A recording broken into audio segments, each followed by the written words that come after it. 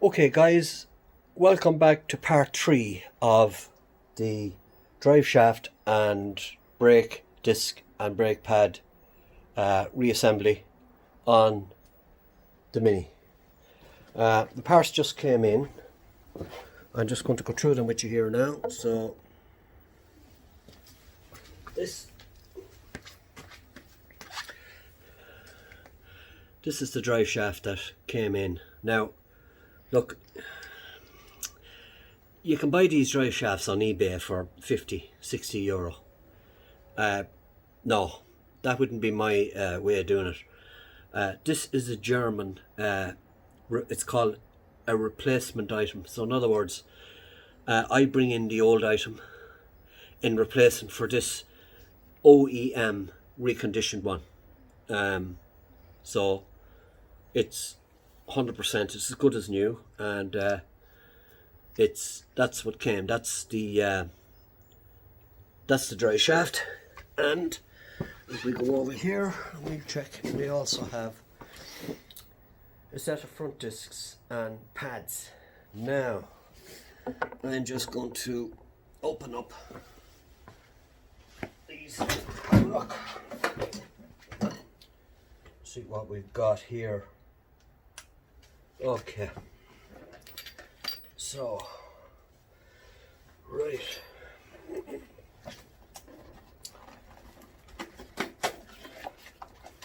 make sure the pads are right.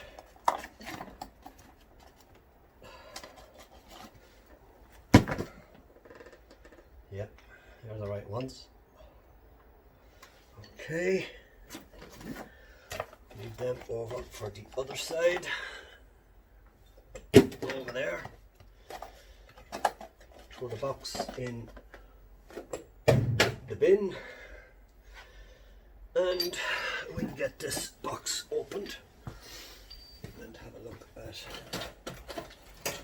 what we've got here. So, right.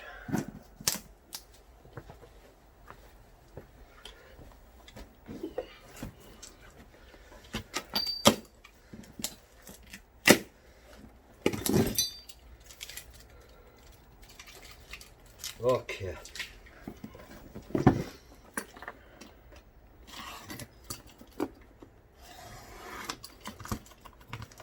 These are good quality discs. They're also a German product.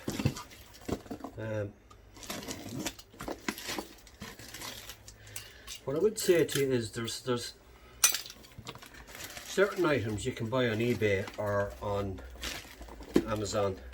O-rings, things like that, even brake pads, but when it comes to stuff like this and drive shafts, I think, you know, it pays to buy a quality item rather than the secondary some quality. So now these come greased to prevent from rust, and it is highly advisable that you clean them early. We'll throw that over before you reuse them. So look, you know, a little bit of brake cleaner.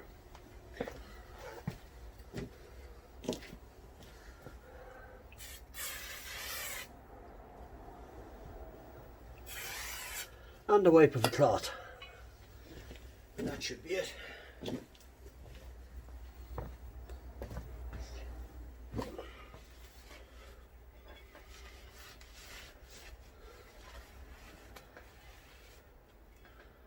Yeah, okay.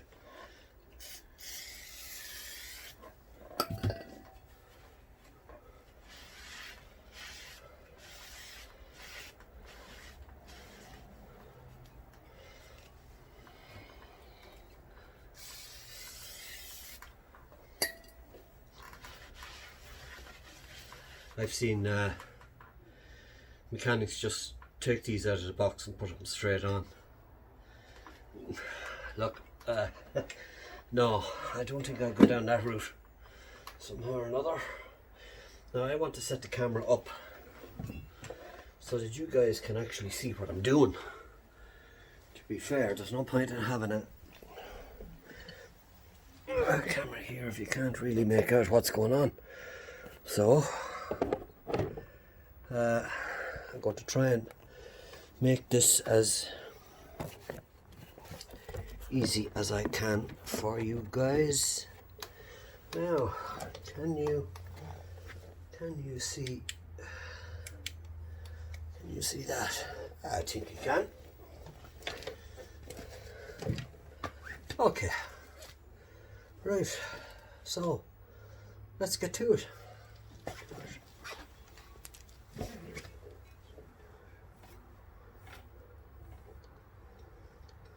Okay.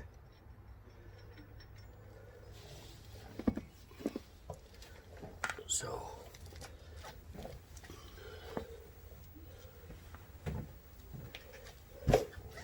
okay.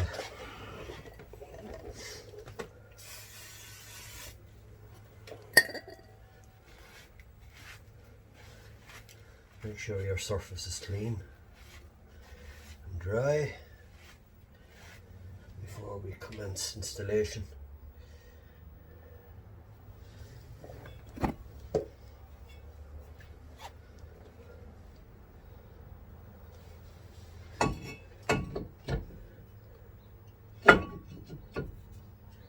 Okay.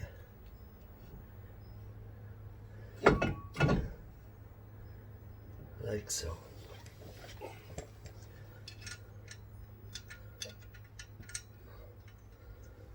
Like so. Like so. Grab me old trusted faithful friend.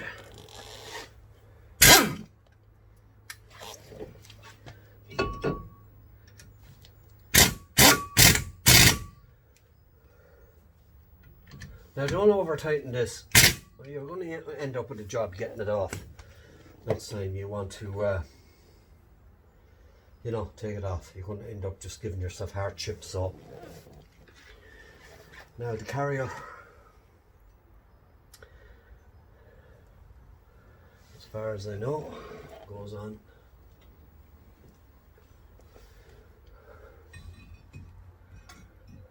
like so.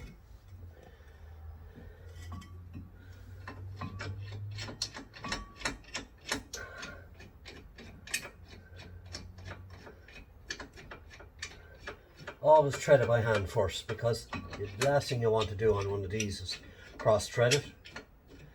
Then you'll end up in all sorts of shit, so you know.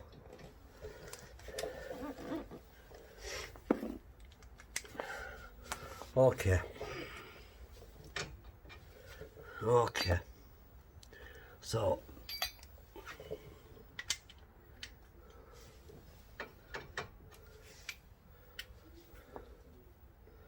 okay.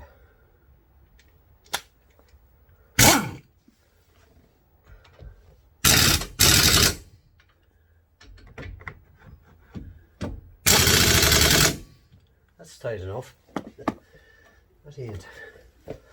That ain't going nowhere.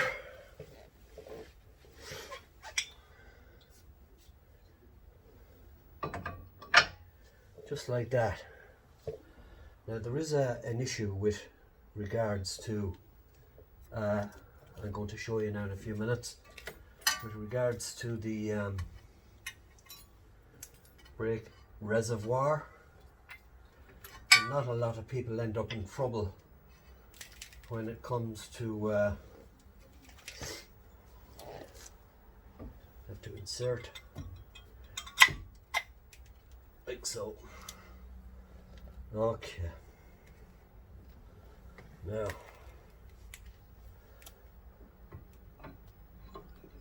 just like so.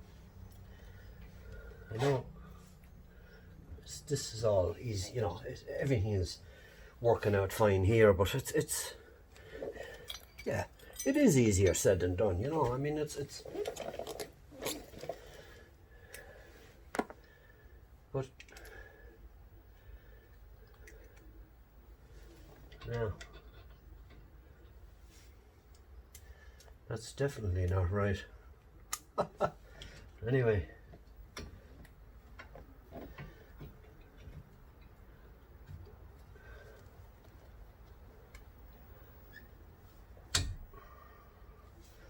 Yeah. Just a couple of treads just to make sure that you're on the right track. That's all. Now, some people grease these sliders. I didn't because they're nice and free anyway, so and the brakes are not that long on this car, to be honest. They're not that long on it. So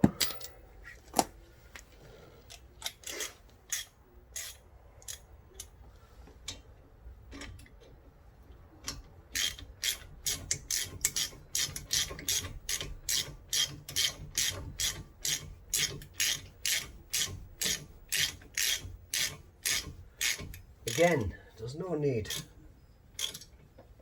to hang out of those when you're tightening them, you know. About 40 Newton meters is enough. Now, I didn't use the torque wrenches yet, but I will. There's no point in hanging out of these things because you'll never get them off. You know, you just never get them off. So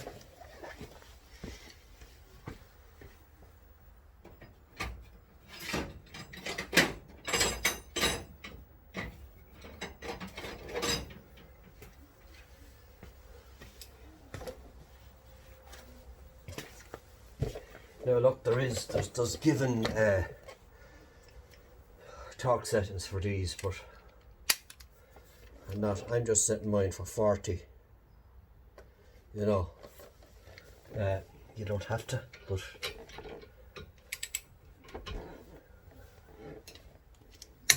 there you go. It's enough.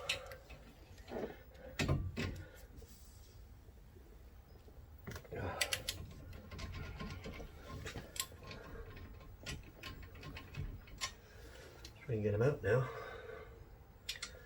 Now, okay, right, that's the caliper back in place. However, I need to put the spring back in. This guy, easier said than done, but it's not too bad, you know. I always put the top one in first. You know, and then I sort of, what I'll do is I'll get pliers.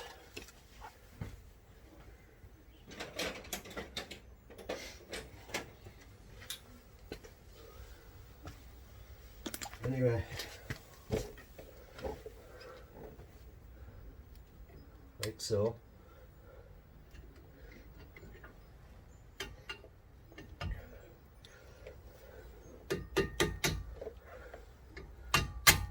Whoops. Yeah. Easier said than done. Anyway, we'll get there. That's it. Now I'm just going to show you a procedure before I put the wheel back on this. I want to show you a procedure that I like to do.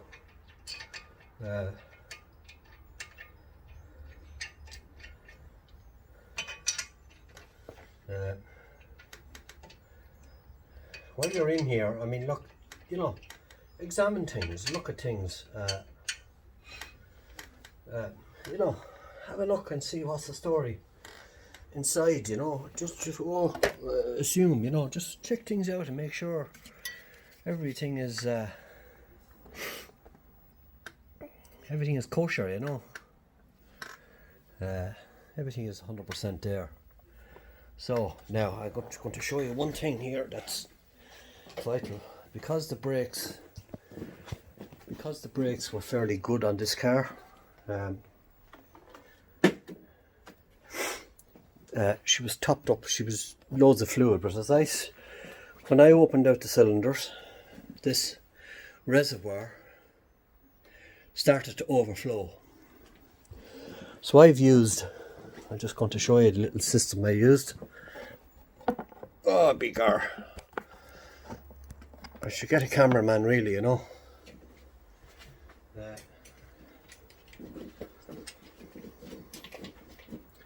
I use this little thing here. Now, this is a Blake breeding kit. It's very simple. You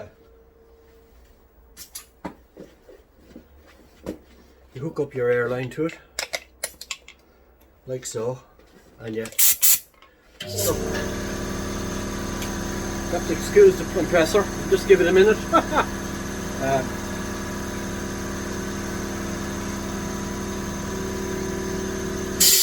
Yeah, just turn it off there so we can explain. The ideal situation there is have a little syringe. I don't have a syringe, but I used my Blake breeding kit to suck out the Blake fluid that was about to overflow into this device. You can see it there, look. I just shoved that. That normally fits into your bleeder nipple on your calipers, and you bleed the brakes. You don't need a second man in the car to bleed your brakes when you have one of these kits. But it's also handy for sucking or removing whatever oil out of a small container. You'd be a long time doing it now with a gallon or whatever, but just pull the trigger and she'll suck away. I'll top it up, but as I pump back the pedal and the cylinders, the brake cylinders close into the discs, you know, that level will go down, and I probably have to top it up with some of this, not at all, but some of it. So that's the story. Now I'm going to go over to the other side and install the drive shaft and the brake disc. So back in a second.